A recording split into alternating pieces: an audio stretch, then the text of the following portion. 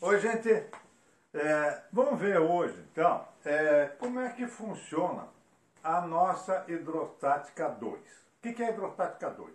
A hidrostática 2 ela vai tratar, então, das leis, vai tratar dos teoremas da hidrostática. O que acontece? Vocês vão encontrar isso aonde? Na página 30 e na página 45 do livro didático. Então, é importante que vocês leiam com atenção a teoria lá documentada, da mesma forma que vocês precisam dar uma olhada lá na pré-aula. Lembra da pré-aula? Que está lá no Delta. A pré-aula hidrostática. Né? Então, dê uma olhada lá que vocês vão ter uma compreensão melhor daquilo que vai acontecer aqui. Ora, começamos então com a primeira lei, que é a lei do Estevan, Simão Estevan. Né? Simão Estevan, que é essa figurinha aqui. Né? Então, o Estevan, ele vai falar a respeito, então, da pressão de um corpo quando ele está mergulhado em um líquido. Veja bem, essa pressão, ela depende única e exclusivamente da profundidade. Por quê? Por que eu estou falando isso? Porque, veja bem, para que a gente analise isso, o líquido ele tem que ter, então, três qualidades. O líquido tem que ter três propriedades. Primeira coisa, o líquido tem que ser um líquido homogêneo. O que é um líquido homogêneo?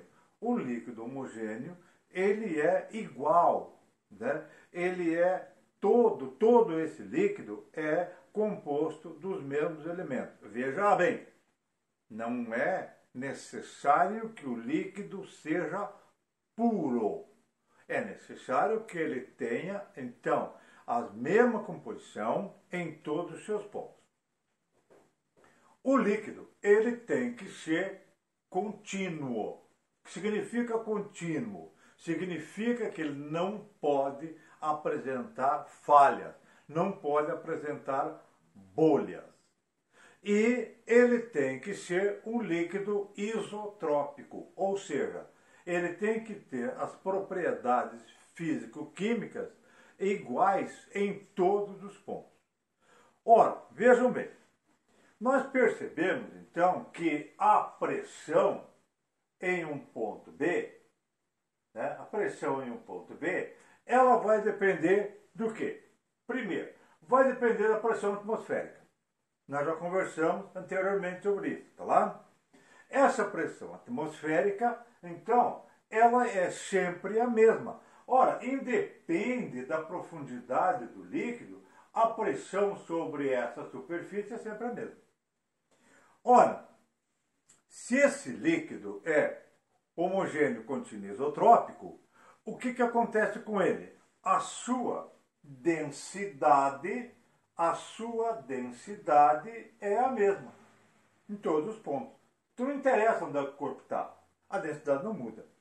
Ora, a aceleração da gravidade, G, né? Lembra? A aceleração da gravidade, G, é a mesma para todos os pontos. Então, só nos resta aqui a única variável que é a altura. O que é a altura? A altura, então, é a fundura, é a profundidade. Então, é a distância do ponto considerado, onde esse corpo está, e a superfície do líquido. Então, isso aqui é a historinha que o Estevan tinha para contar para nós. Nós temos que levar em consideração, lembra da pressão atmosférica que nós conversamos anteriormente? Né? Então, a pressão atmosférica ela será tanto menor quanto maior for a distância à superfície da Terra. A superfície da Terra nós consideramos o nível do mar. Né? Ao nível do mar. Quanto mais você subir o morro, menor vai ser a pressão atmosférica, porque a coluna de ar, né, ar, todos os gases componentes da atmosfera, ela vai ser menor. Daí, então, a pressão atmosférica diminuir à medida que você for se afastando do nível do mar. Veja bem, como nós sabemos que se dois pontos estiverem no mesmo nível, a altura é a mesma, portanto vai ter a mesma pressão. E isso aqui, ele vai nos dar, então, um princípio interessante para servir de base para a historinha que o Pascal vai contar para nós. Então, veja, se nós tivermos aqui ó, os pontos A e o B, veja que o ponto A e o ponto B estão no mesmo nível. Então não importa o líquido, não importa o líquido que está aqui em cima. Importa única e exclusivamente a altura, o nível. Então, todos os pontos que têm o mesmo nível têm a mesma pressão. Então, é a isso que nós nos referimos a respeito dos vasos comunicantes. E esses vasos comunicantes, portanto, eles vão ser o princípio do Pascal. Essa historinha que o Pascal conta para nós, tá ali, né? A figurinha do nosso Blaise Pascal, que vocês conhecem lá da filosofia. É o mesmo cara. É o mesmo cara. Né? Então, a matemática também, né? Teorema de Pascal da matemática.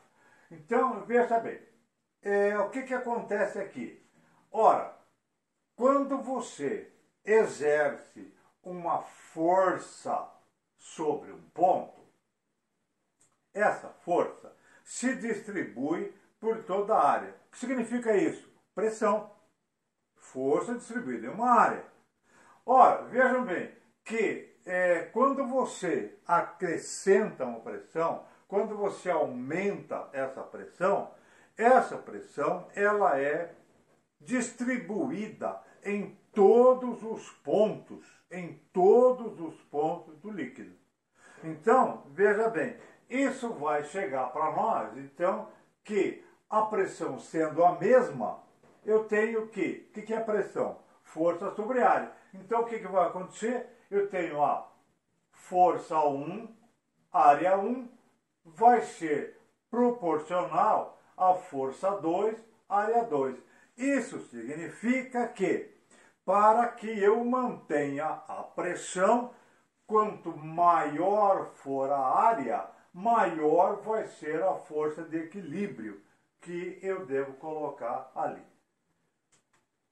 Veja bem, a terceira figura que aparece para nós, então, como o teorema de Arquimedes, lei de Arquimedes, princípio de Arquimedes, né? Cada escola tem a sua denominação. Nós costumamos chamar de princípio de Arquimedes. Então está aqui o nosso Arquimedes, né?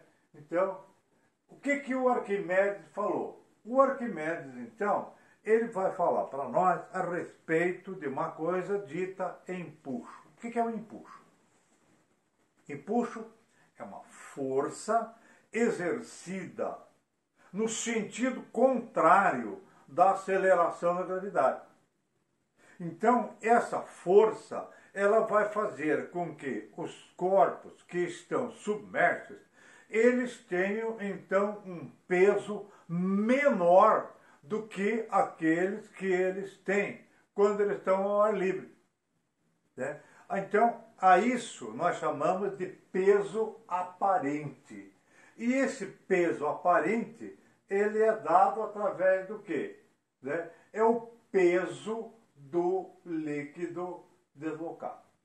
Né? Ou o peso do fluido deslocado. Então, é isso que nós entendemos, então, como empuxo, né?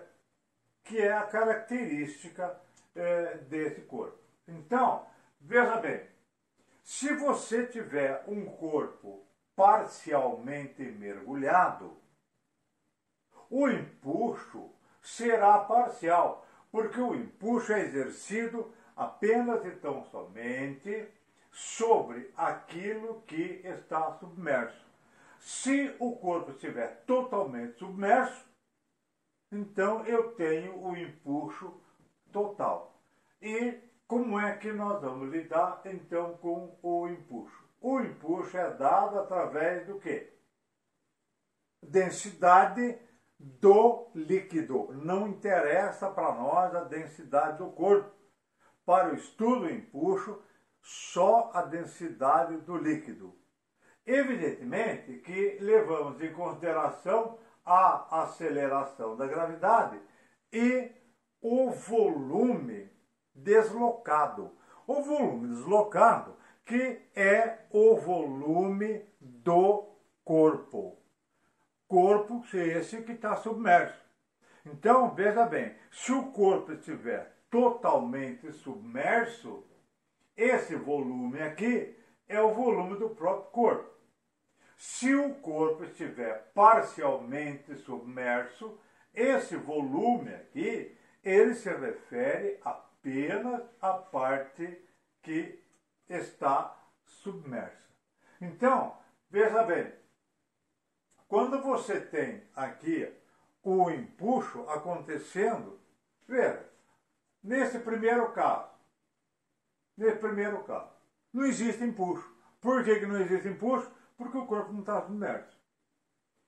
Nesse caso, existe um empuxo parcial. Por quê? Porque apenas uma parte do corpo está submersa. Aqui, esse empuxo é total. Por quê? Porque o corpo está totalmente submerso.